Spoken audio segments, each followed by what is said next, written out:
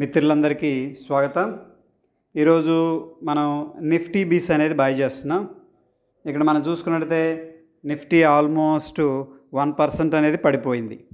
But మన దగ్గర కొద్దిగా అమౌంట్ ఉందనుకోండి, నిఫ్టీ బీస్ అనేది చాలా హెల్ప్ చేస్తాయి లాంగ్ టర్మ్ కోసం। ఫర్ ఎగ్జాంపుల్ ఇక్కడ చూడండి, టైప్ చేస్తున్నాను నిఫ్టీ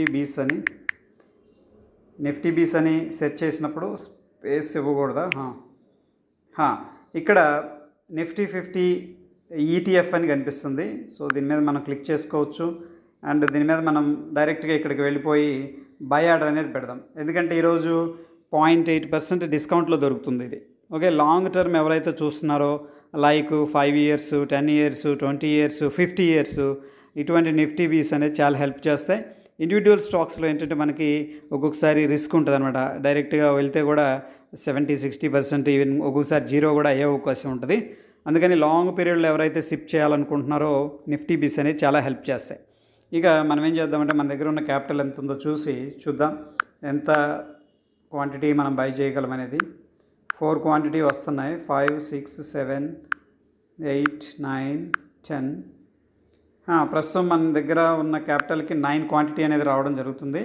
నేనేం చేస్తున్నానంటే ఇక్కడ చూడండి, ఇన్వెస్ట్మెంట్ పెట్టాను, ట్రేడింగ్ ఉంది, మార్జిన్ ట్రేడింగ్ ఫెసిలిటీ ఉంది, నేను ఇన్వెస్ట్ చేస్తున్నాను అండ్ లిమిట్ ప్రైస్ అనేది పెడుతున్నాను।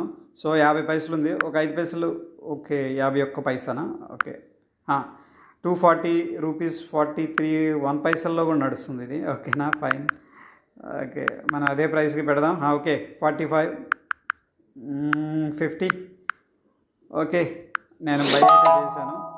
సో ఒకసారి చూద్దాం ఆర్డర్ ఎగ్జిక్యూట్ అయిందా లేదా అని చెప్పేసి। ఇక్కడ ఆర్డర్స్కి వెళ్ళాను, ఆర్డర్స్ అయితే ఎగ్జిక్యూట్ అయిపోయినాయి, రైటా। సో యాక్చువల్గా ఏంటంటే మార్నింగ్ జిందాల్ వరల్డ్ వైడ్ అనేది బై చేశాను, మార్కెట్ వీక్గా ఉంది, అందుకని ఎగ్జిట్ అయిపోయాను, పొజిషన్గా తీసుకుందాం అనుకున్నా।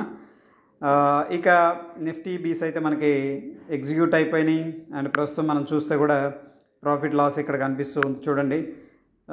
ఈ విధంగా ఏంటంటే మార్కెట్ ఎప్పుడైతే తగ్గుతూ ఉంటుందో ఈ నిఫ్టీ బీస్ అనేది మనం లాంగ్ టర్మ్ కోసం హోల్డ్ చేసుకోవచ్చు। నిఫ్టీ బీస్ ఇన్ ద సెన్స్ ఏంటంటే నిఫ్టీ 50 కంపెనీస్లో ఇన్వెస్ట్ చేసే ఫండ్ అనమాట ఇది। సో డెఫినెట్గా మనకి లాంగ్ టర్మ్లో ఎటువంటి ప్రాబ్లం క్రియేట్ చేయదు।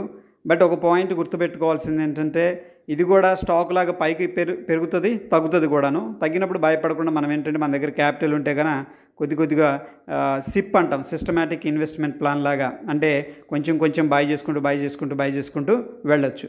బట్ బెస్ట్ రిటర్న్ కోసం ఒక ట్రిక్ అనేది ఫాలో అవ్వచ్చు। మార్కెట్ ఎప్పుడు నెగిటివ్లో ఉన్నా సరే ఓకే, మనం చేయాల్సింది ఏంటంటే యాడ్ చేసుకోవడం, గ్రీన్లో ఉన్నదానికంటే కూడా నెగిటివ్లో ఉన్నప్పుడు యాడ్ చేసుకుంటే మన యావరేజ్ తక్కువ వస్తుంది అండ్ రిటర్న్స్ కూడా ఎక్కువగా ఉంటాయి।